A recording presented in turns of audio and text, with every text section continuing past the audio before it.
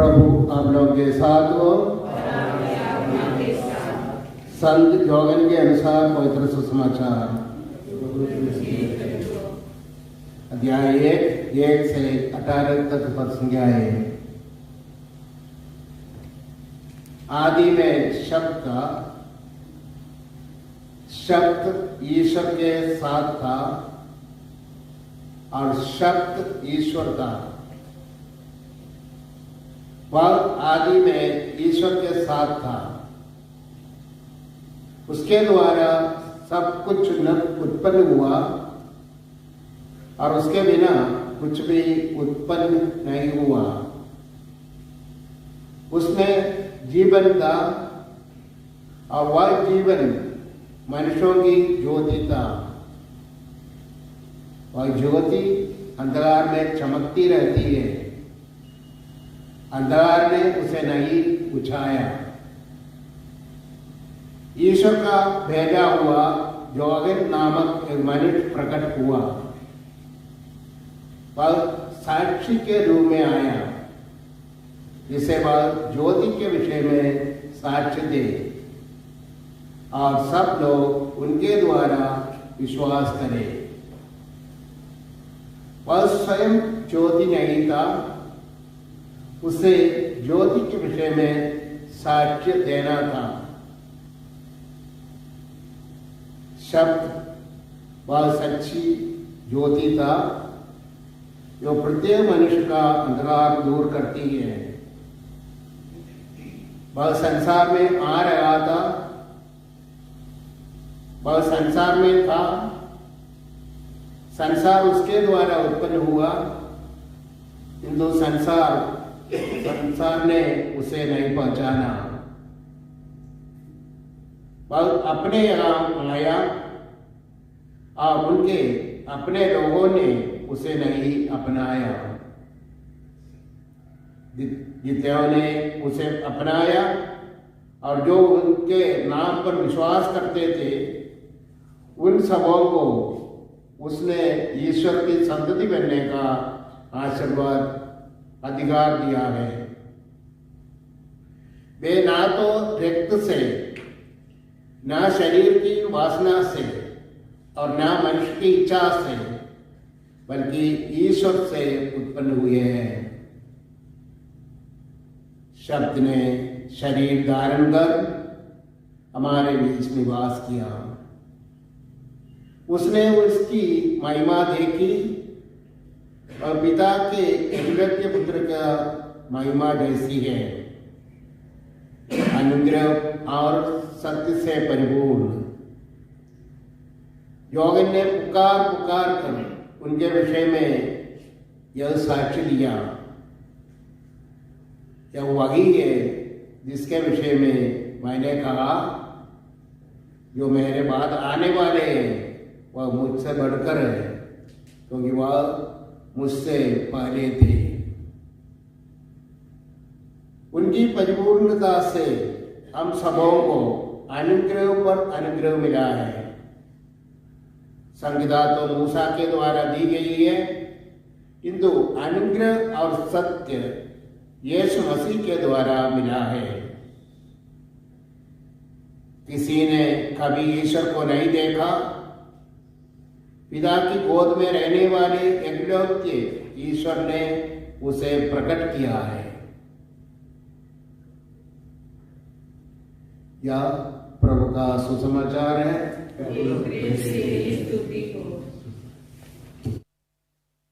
वर्ष 2021 में हमारे जीवन में बहुत कुछ हुआ। सबसे पहली और बड़ी बात है कि हम लोग कोरोना काल में थे और इस दौरान हम में से बहुत जन कोरोना ग्रसित हुए थे। हमारे परिवार वालों को कोरोना हुआ था।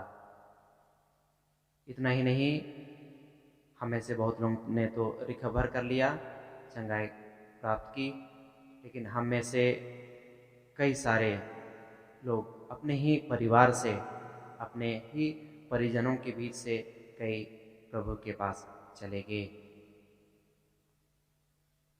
हमें से कई परिवार इस कोरोना काल में आर्थिक तंगहाली से गुजरे। इसके साथ साथ कई ऐसी सारी चीज़ें हैं जिसको हम लोगों ने पिछले 1 साल किया। हो सकता है हम लोग कई नई जगह में गए, अनजान लोगों से मिले, कई तरह के काम में व्यस्त थे, कभी कभी व्यक्तिगत एवं पारिवारिक समस्याओं से घिरे हुए थे, कभी खुश थे तो कभी दुख, कभी सफलता का स्वाद चखे तो कभी असफलता हाथ लगी। चाहे जो भी हुआ हो, हमारा यह विश्वास है, पूर्ण विश्वास है कि जो भी हुआ अच्छा ही हुआ। जो भी हुआ वह ईश्वरीय योजना और ईश्वरीय इच्छा के अनुसार हुआ और शायद हमारी अच्छाई और भलाई के लिए ही हुआ हो।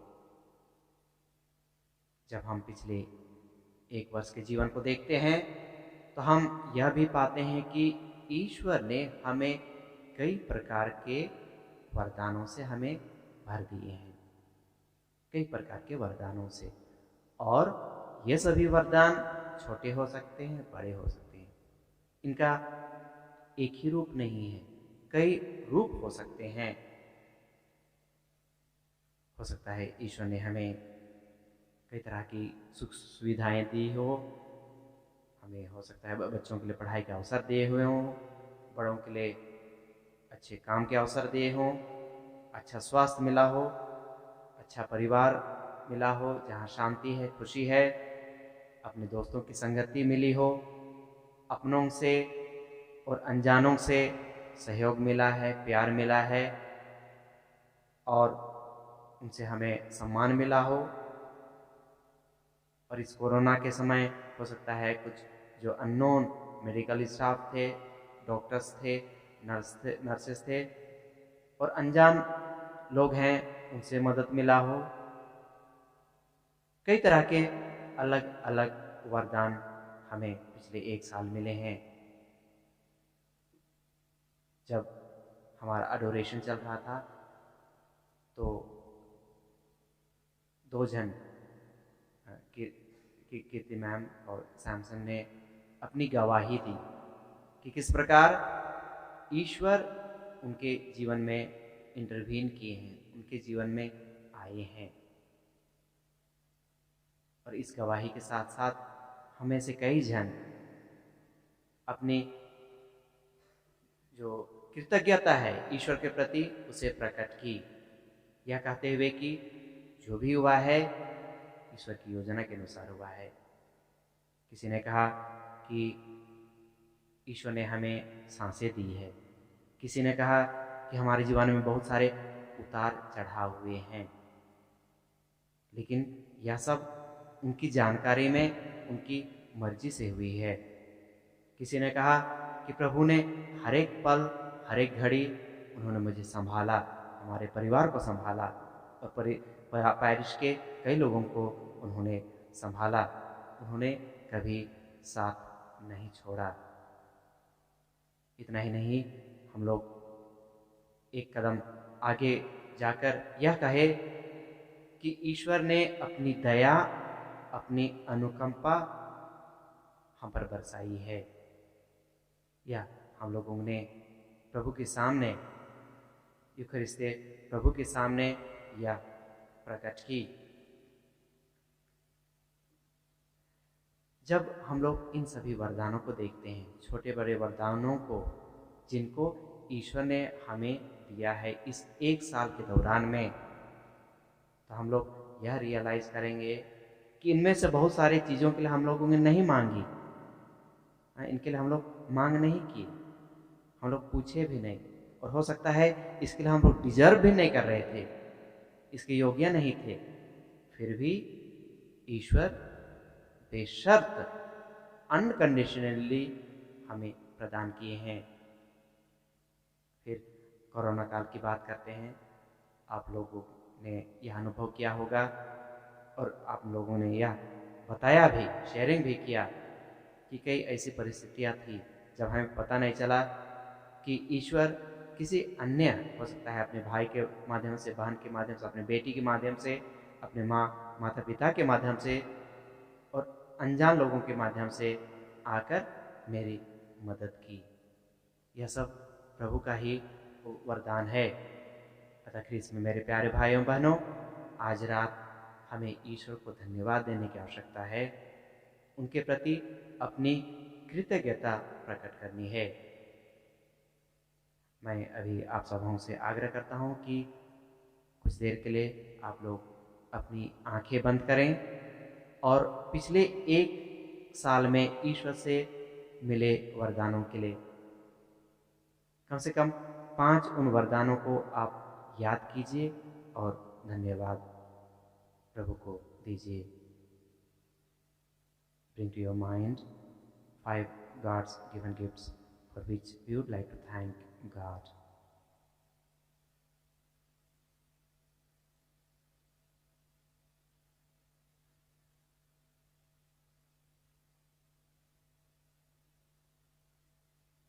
कृपया आंखें खोलें।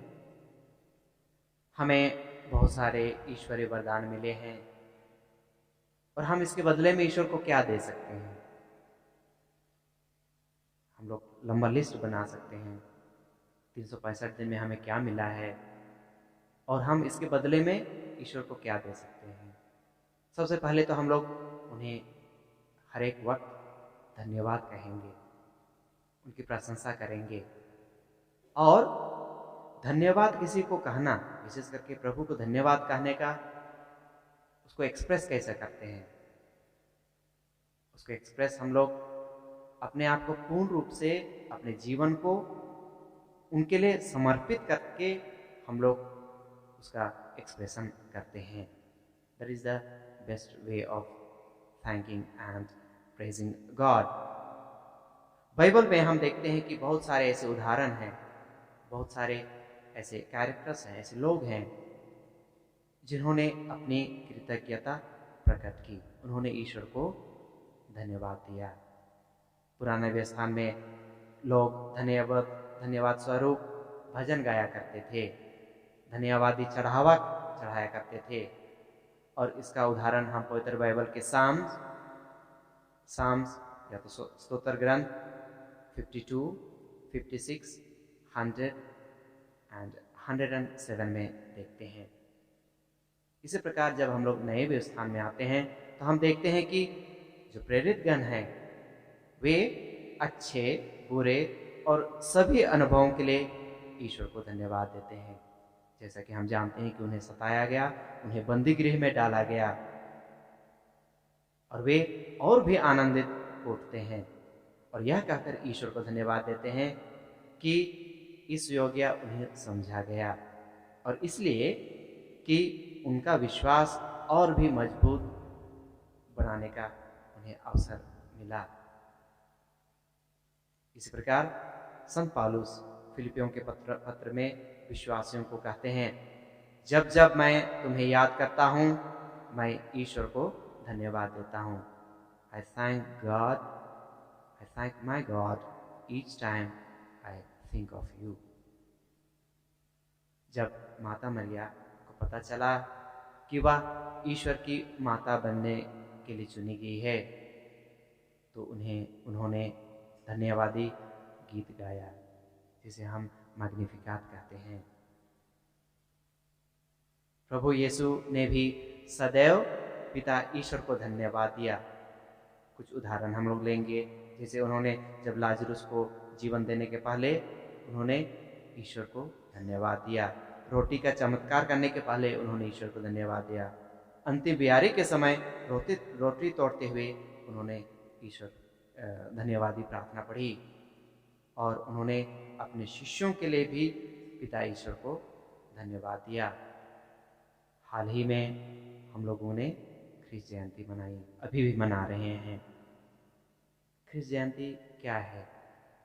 हम लोग कहते हैं कि ईश्वर ने हमें अनकंडीशनली प्यार किया है और उनका यह प्यार कैसे प्रकट हुआ हमारे लिए? क्योंकि उन्होंने अपने पुत्र यीशु को हमें दिया।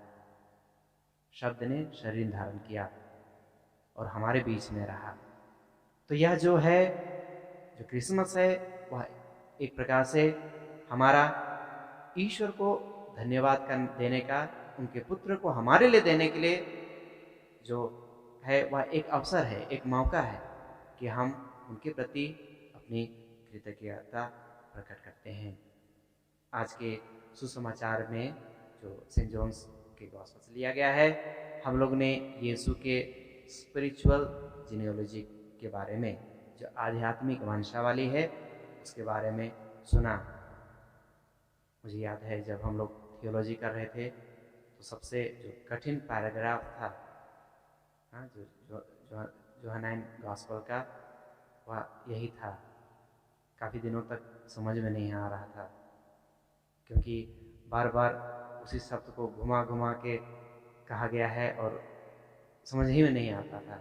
जैसे आदि में शब्द था, शब्द ईश्वर के साथ था और शब्द ईश्वर था। तो किसी फादर ने हमें प्लेन लैंग्वेज में, सिंपल लैंग्वेज में समझाया कि जहाँ भी शब्द है वहाँ यीशु का नाम जोड़ दो। जैसे आदि में यीशु था, यीशु ईश्वर के साथ था और यीशु ईश्वर था। यही हमें सिंपल चीज समझना है। दूसरी बात है, इस वंशावली में, जो आध्यात्मिक वंशावली में है, 3 चीज हम लोग स्पष्ट रूप से देखते हैं। There are 3 things. क्या क्या है? शब्द, जीवन और ज्योति। शब्द, जीवन और ज्योति। ये तीनों किसको इंगित करता है? प्रभु यीशु को। सबसे पहले शब्द ने शरीर धारण किया और हमारे बीच में निवास किया, और यह इसलिए ताकि हम ईश्वर के समान बन सके। शब्द ने शरीर धारण किया और हमारे बीच में निवास किया। दूसरी बात है जीवन के बारे में, कि शब्द ने शरीर धारण किया ताकि हमें जीवन प्राप्त हो। और तीसरी बात, जब ज्योति की बात करते हैं तो वे एक ज्योति के रूप में हमारा अंधकार रूपी बुराई और पाप दूर कर सके, इसके लिए वे हमारे बीच आए। हम थोड़ी देर मौन रहें और अपने जीवन को पुनः एक बार 2021 के जीवन को देखें।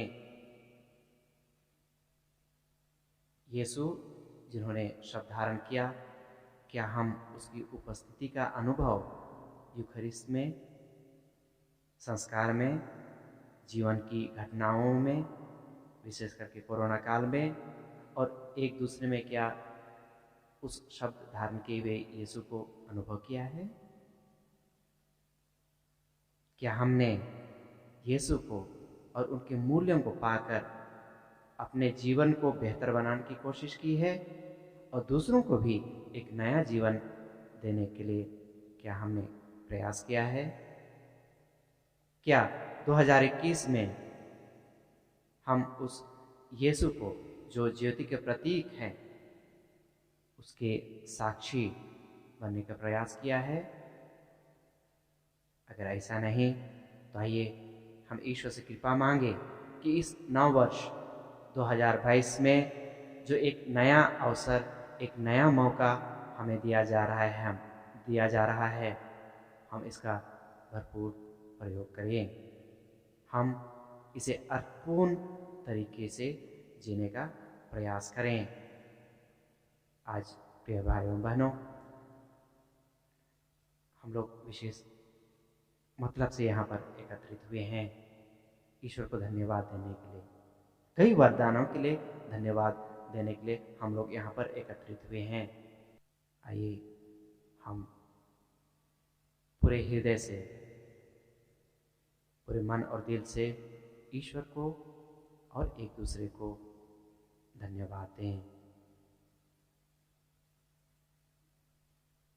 पिता और पुत्र और पवित्र आत्मा के नाम पर